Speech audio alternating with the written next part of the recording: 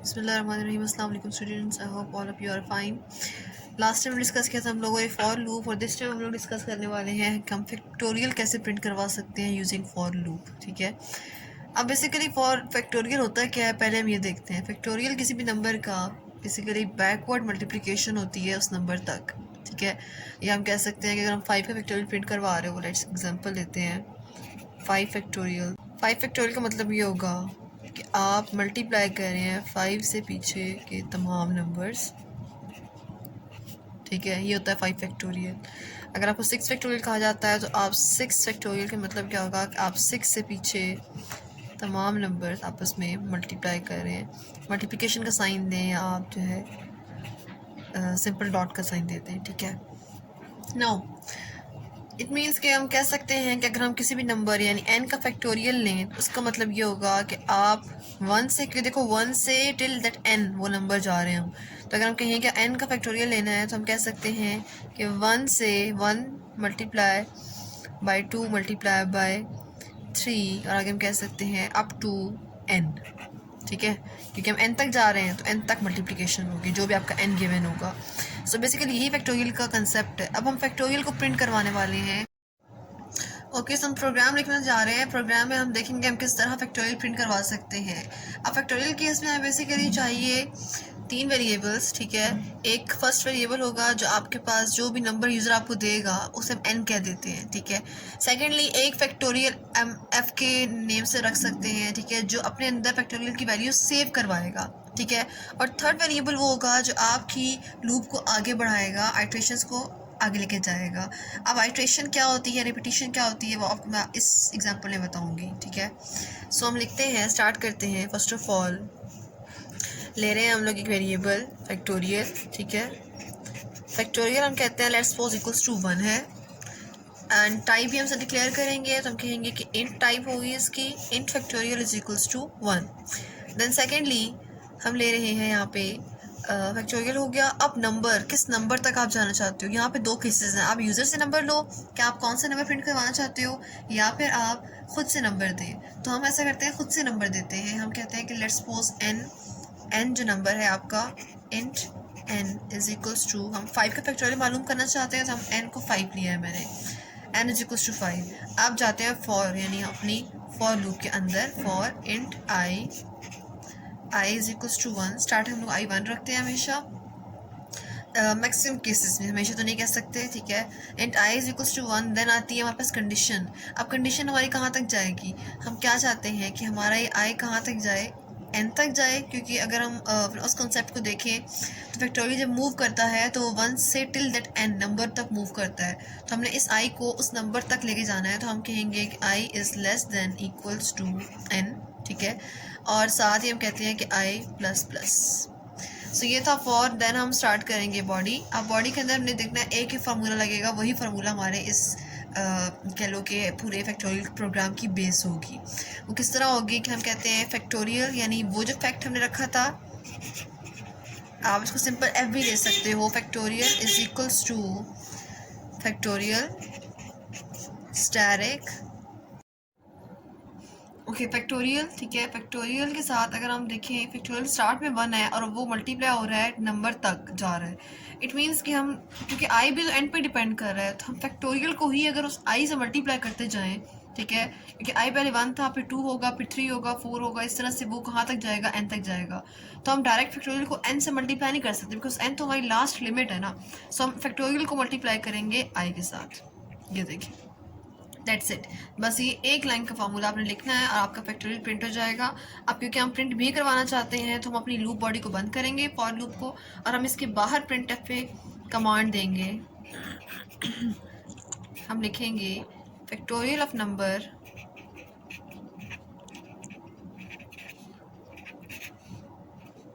अब नंबर हमारा, हम यहाँ पे डायरेक्ट नंबर लिख देते हैं। ठीक है, factorial of number is an percentage D again. ठीक है, और बाहर हमारा जो नेम है नंबर n है।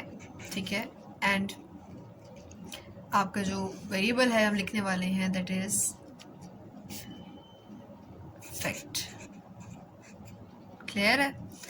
सो यहाँ आपका ये प्रोग्राम एंड हो जाएगा क्योंकि हमने प्रोग्राम स्टार्ट नहीं किया था। आपने वही एरर फाइल्स देनी है, इंक्लूड करनी है, ठीक है, जो आपको मैं साथ साथ बताती आती हूँ हमेशा। एरर फाइल्स लेके आपने प्रोग्राम बॉडी कहेंगे फैक्टोरियल ऑफ नंबर, ठीक है, नंबर जो भी आपका है। आप स्क्रीन के ऊपर आउटपुट में देखिए, अगर आउटपुट बॉक्स में क्या लिखा हुआ आएगा, आउटपुट में लिखा हुआ आएगा आपके पास फैक्टोरियल ऑफ, अब यहाँ पे नंबर लिखवाया था एन, एन हमारे पास क्या था 5 और आगे हमने कहा था इस, देन हमने कहा था फैक्ट प्रिंट कर दो। तो फैक्ट काम कैसे कर रहा है, अब वर्किंग हमें यहाँ पे इसकी देखनी है। देखें आइट्रेशन मैंने कहा था आपको बताऊंगी दिस टाइम। ओके आइट्रेशन हम देख रहे थे, आइट्रेशन क्या होती है बेसिकली, जब एक दफ़ा आपकी लूप काम करती है, यानी यहाँ हमारा कंपाइलर आएगा, ठीक है, कंडीशन चेक करेगा कि I1 है लेस देन n है, क्योंकि हमने n5 रखा था, और वो इस बॉडी के अंदर आता है, फैक्टोरियल को फैक्टोरियल स्टैटिक I करता है। अब दिस टाइम जब एक दफ़ा वो इस बॉडी से निकल के फिर ऊपर जाएगा तो बेसिकली एक आइट्रेशन हुई है, मीन्स जब सिंगली आपकी लूप काम करती है तो एक आइट्रेशन, जब सेकंड टाइम करेगी तो सेकंड आइट्रेशन, आइट्रेशन कह सकते हैं इसको, रिपीटिशन भी कह सकते हैं कि आपकी लूप कितनी दफ़ा काम करती है, ठीक है।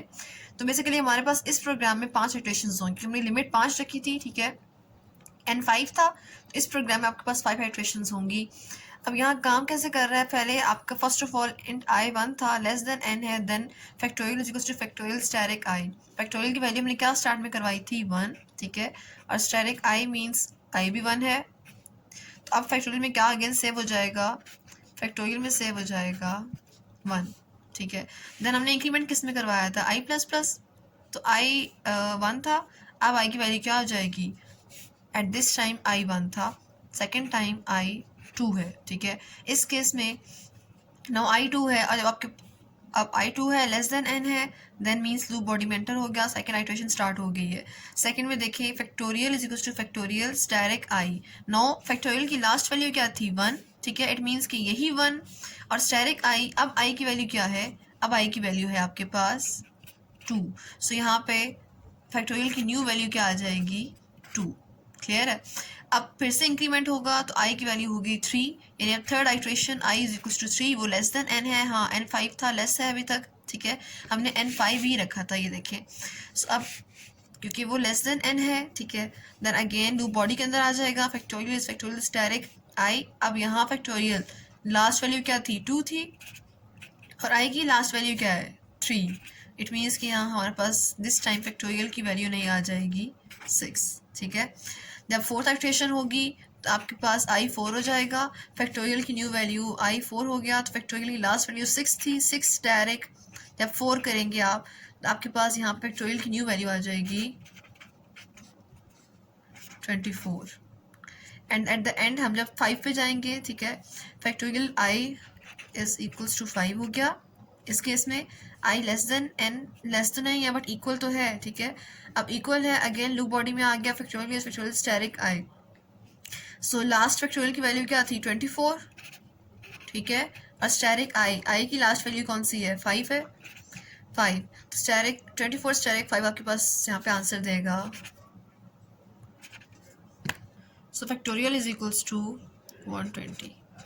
अब ये वैल्यू फैक्टोरियल की लास्ट वैल्यू है, ठीक है, क्योंकि जब अब नेक्स्ट अगर हम इंक्रीमेंट लेते भी हैं I6 कर देते हैं, इस केस में देखें I6 है, क्या I लेस है n से, नहीं, n तो 5 था, n 5 है, ठीक है, और I की वैल्यू हमने रखी 6, तो 6 ना लेस है और ना ही इक्वल है, तो इस केस में आपके पास दोनों कंडीशंस फॉल्स हो गई, ठीक है, और 5 इटरेशंस आपकी थी कंप्लीट हो गई, आपका यहाँ पे फॉर लूप टर्मिनेट हो जाएगी, और नेक्स्ट जो भी कमांड गिवन थी आपके पास उस पर जाएगा कंपाइलर। अब कंपाइलर आ गया इस कमांड के ऊपर, तो हमने कहा था print F factorial of n, ठीक है, जो भी नंबर था वो 5 है, इज़ अगेन n हमने फैक्टोरियल जो लास्ट वैल्यूज़ की थी 120, तो आपकी फिर स्क्रीन पे लिखा होगा factorial of 5 is 120।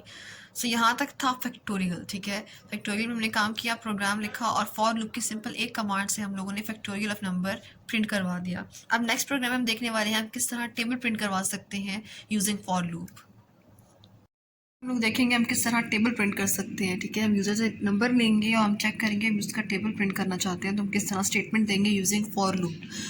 First of all तो हम प्रोग्राम स्टार्ट करते हैं, ठीक है, हेडर फाइल्स ले लेते हैं,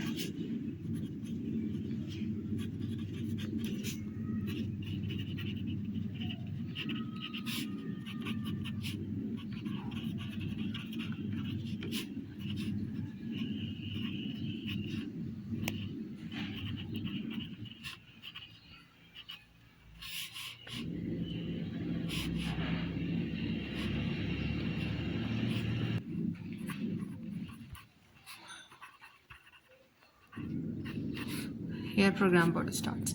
अब हमने देखना है कि हम टेबल प्रिंट करवा रहे हैं, ठीक है। अगर हम 2 का 3 का किस नंबर का करवा रहे हैं, इट मीन्स कि हमें फर्स्ट ऑफ ऑल अगर हम यूज़र से नंबर लें, ठीक है, कि आप किस नंबर का टेबल प्रिंट करवाना चाहते हो, इस केस में हमें एक वेरिएबल चाहिए होगा, हम उसको कहते हैं टी, ठीक है, जो जिसमें हम वैल्यू स्टोर करेंगे उस नंबर की जिसका टेबल प्रिंट करना है।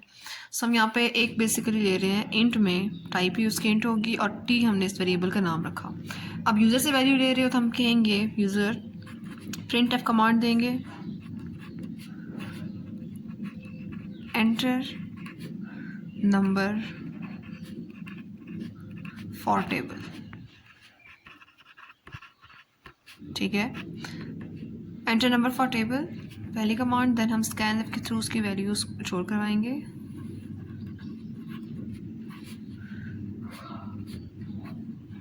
डी इसकी टाइप है, उसका नेम हमने रखा था ठीक है। देन यहाँ तक तुमने यूज़र से एक नंबर ले लिया। अब हमने फॉर लूप यूज़ करके इसको प्रिंट करवाना है। प्रिंट करवाने के लिए हम फॉर स्टेटमेंट यूज़ करते हैं। फॉर के लिए हम कहते हैं कि भाई जो हमारा बेसिक है, ठीक है, फॉर, इसके लिए हम कलर चेंज कर लेते हैं ताकि डिफरेंस भी इजी रहे। Okay, for keyword, then int, कोई वेरिएबल लेते हैं कि हमने उस लूप को मूव करवाना होता है आगे, इस केस में हम कोई वेरिएबल लेते हैं। हम अगर यहाँ पे n या c ले लेते हैं इस दफ़ा, ठीक है, इंट c, और c की वैल्यू अगर हम रखते हैं स्टार्ट पे, हम वैसे भी टेबल जब स्टार्ट करते हैं तो हम 1 से ही करते हैं, 0 कंसिडर नहीं करते। तो हम c यानी टेबल का स्टार्ट है असल में, तो 1 ही ले लेते हैं, ठीक है। देन कंडीशन, ज़्यादातर टेबल जो है हम लोग प्रिंट करवाते हैं 10 तक, ठीक है, तो हम 10 तक लेते हैं। अगर 20 करवाना है या जो भी करवाना है वो कंडीशन पे बेस्ड होगा कि आप कहाँ तक टेबल प्रिंट करवाने वाले हो। सो कंडीशन हम कहते हैं कि c is less than equals to 10, ठीक है, और c प्लस प्लस, c पे इंक्रीमेंट लग गया। अब ये तो थी हमारे पास फॉर कंडीशन। अब हमने देखना है कि हम टेबल किस तरह प्रिंट करवाएंगे। कंडीशन तो बार बार फॉर की वही यूज़ करते हैं ना, कि एक इनिशियलाइज होती है, then condition and then increment decrement. अब यहाँ हम जो फार्मूला यूज़ करने वाले हैं टेबल के लिए, देखें, अब हमारे पास फॉर लूप की बॉडी स्टार्ट हो गई, ठीक है। नाउ सी, हम टेबल जब आउटपुट में देखें, टेबल प्रिंट करते हैं जब, तो किस तरह आउटपुट आता है हमारे पास, ऐसे लिखा हुआ आएगा ना कि 2 मल्टीप्लाई बाय 1 आर 2। अगर हम 2 को ही देख रहे हैं, ठीक है, या मीन्स ये जो नंबर है ये तो हमने स्टोर करवाया था टी के अंदर, ठीक है, यूज़र से नंबर है कि आप किस नंबर का प्रिंट करवाना चाहते हो। देन ये जो इंक्रीमेंट हो रहा है वो सी है, ठीक है, और सामने हमें उसका जो है वो प्रोडक्ट चाहिए। अपनी इसी कंडीशन को देखते हुए हम यहाँ पर आउटपुट के लिए स्टेटमेंट लिखेंगे कि आउटपुट में किस तरह आपका आएगा। सो हम डायरेक्ट प्रिंट एफ की बात करते हैं, ठीक है, print F. Now print F के अंदर आप टेबल लिख रहे हैं। फर्स्ट ऑफ ऑल हम क्या लिखेंगे, यहाँ पे 2 लिखना है हमने। 2 क्या था, वैल्यू स्टोर किससे करवाई थी हमने, टी में करवाई थी। सो यहाँ हम कहेंगे परसेंटेज डी, टी के लिए है, ओके। उसके बाद आगे हमारे पास क्या है, मल्टीप्लिकेशन का साइन है, ठीक है। तो मल्टीप्लिकेशन के साइन के लिए हम यहाँ पर, अब क्योंकि ये सारे हमारे पास इसके अंदर आ रहा है, देन मल्टीप्लिकेशन का साइन। उसके बाद यहाँ आप कौन सी वैल्यू आ रही है, 1 2 3 मीन्स सी की वैल्यू आ रही है, ठीक है। सो अगेन आप यहाँ पे ये लिखेंगे, ठीक है। देन इक्वल का साइन है, और उसके बाद क्या आ रहा है, मीन्स इनकी मल्टीप्लिकेशन ही आ रही है ना, तो हम कह सकते हैं कि इनकी मल्टीप्लिकेशन उसको भी हम स्टोर करवाते हैं परसेंटेज डी के अंदर। इसको देखें, फर्स्ट वैल्यू सेकंड, ठीक है, एंड देन थर्ड के लिए हम कहेंगे परसेंटेज डी, ओके। यहाँ तक तो ठीक था। अब पहले हम क्या रखवा रहे थे, वैल्यू टी की, तो हम यहाँ पे कहेंगे टी। सेकंड पे हमने वैल्यू किसकी रखवाई, यहाँ पर सी, तो हम कहेंगे सी। और थर्ड पे क्या है, टी मल्टीप्लाई बाय सी, ठीक है, तो हम सिंपल यहाँ पे कहेंगे T asterisk C, that's it, ठीक है, टी स्टैरिक सी। सो ये यहाँ पर स्टेटमेंट थी एक सिंपल प्रोग्राम को इसको प्रिंट करवाने के लिए। जब प्रिंट होकर आपके पास आएगा तो फर्स्ट ऑफ ऑल वो यहाँ पे वैल्यू रहेगा किसकी, पहले मैंने नाम रखा था टी का, तो टी की वैल्यू रहेगा, ठीक है। देन सेकंड पे कहा सी, तो सी की वैल्यू प्रिंट हो जाएगी। सी 1 है स्टार्ट में, फिर 2 होगा 3 इंक्रीमेंट के थ्रू, एंड देन एंड पे रखा मैंने एक और, ठीक है। अब यहाँ पे आप ये काम कर सकते हो कि आप इससे पहले यहाँ पे एक और वेरिएबल कंसिडर करते, ठीक है, उसका नाम प्रोडक्ट रख देते या पी रख देते, और यहाँ पर उसका फार्मूला लिखते कि P is equals to C asterisk T, ठीक है। और एक डायरेक्ट काम ये कर सकते हैं हम कि यहाँ पर ही मल्टीप्लाई करते हैं डायरेक्ट सी और टी को। तो मैंने यहाँ पे इनको डायरेक्ट मल्टीप्लाई कर दिया सी और टी को, तो आपके पास प्रिंट होकर क्या आ जाएगा, फर्स्ट ऑफ ऑल आएगा टी, ठीक है, यानी 2 आएगा प्रिंट होकर। उसके बाद हमने दिया मल्टीप्लिकेशन का साइन। देन नेक्स्ट हमने कहा कि सी प्रिंट हो, सी 1 है, ठीक है। देन इक्वल प्रिंट होगा और यहाँ पे प्रिंट होगा टी स्टैरिक सी, ठीक है। टी स्टैरिक सी प्रिंट होगा तो टी यानी आपके पास यहाँ पे 2 है और स्टैरिक सी 1 है तो 2 ये आपके पास प्रिंट होके स्क्रीन के ऊपर आ जाएगा। सो ये एक सिंपल सी कमांड थी हमारे पास फॉर लूप को यूज़ करते हुए टेबल प्रिंट करवाने की। That's it. ये हमारे पास फॉर लूप बॉडी एंड हुई और यहाँ हमारे पास एंड हो जाएगी आउटर प्रोग्राम की बॉडी, ठीक है।